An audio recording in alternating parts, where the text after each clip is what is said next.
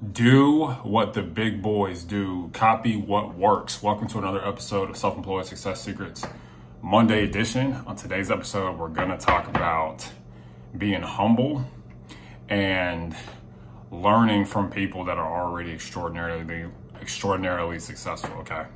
Now, before we get into the crux of the video, understand that this channel is here to help you reach your goals and aspirations in life fairly quickly.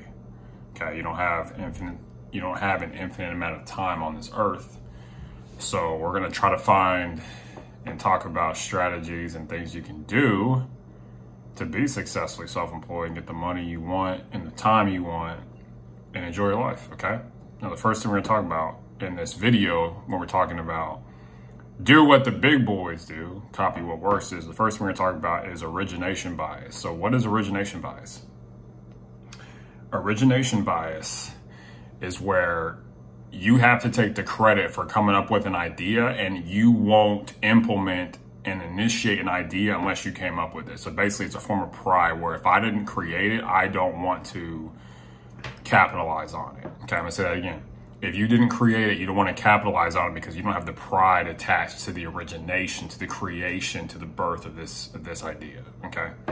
It's like, oh, if I didn't come up with this idea, I don't want to use it because I didn't create it. Well, do you want to have money and be happy, or do you want the pride of coming up with something on your own, okay?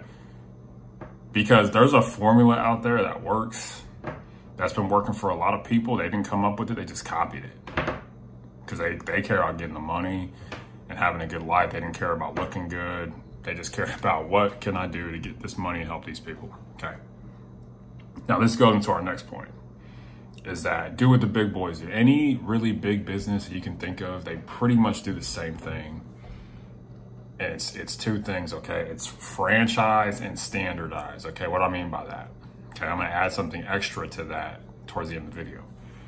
Franchise and standard, okay, they spread out what they do. They make clones of their business. Think of these big companies, think of the big grocery stores you go to, the big furniture stores you go to, or restaurants, okay? They clone and disseminate their operations everywhere. Okay, that's the first thing. Second thing is they standardize, okay? They make it the same everywhere. Think of famous coffee shops that are everywhere. Not only do they clone themselves, they copy what they do at all the other stores so that it's tantamount. You go from this place to this place, it's all the same, okay? What's being said on this video is to help you to do those two things, franchise and standardize, and I'm gonna get to more of that in a second, but also familiarize, okay? You wanna get to a point where you create a perfect client, a perfect template of what your perfect client looks like. And then as you get other clients, copy that.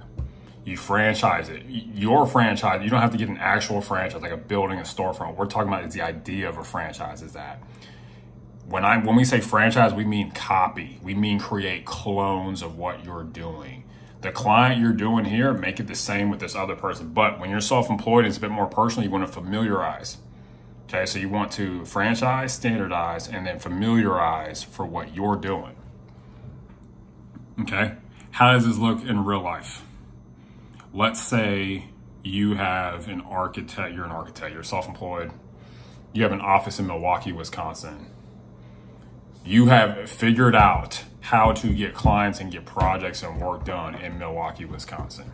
Now it is time to franchise it. It is time to make a clone. It is time to drive down to Chicago and create another architectural firm and copy what worked in Milwaukee, okay?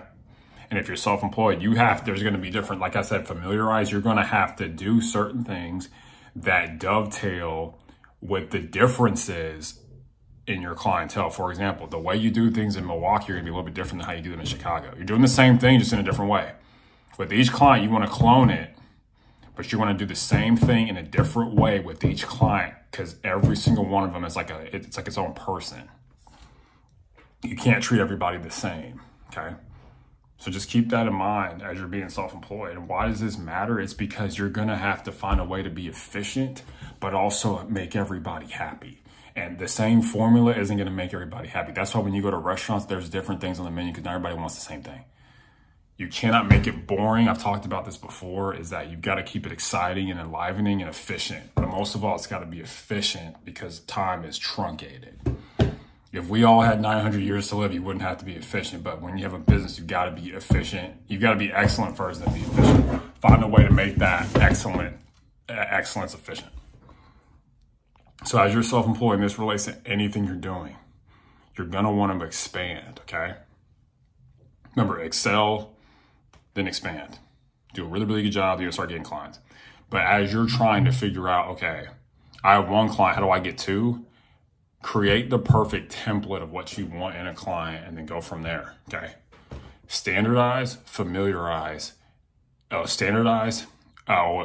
Franchise, standardize, familiarize, okay? Franchise, standardize, familiarize, okay? Have a good rest of your day. Bye.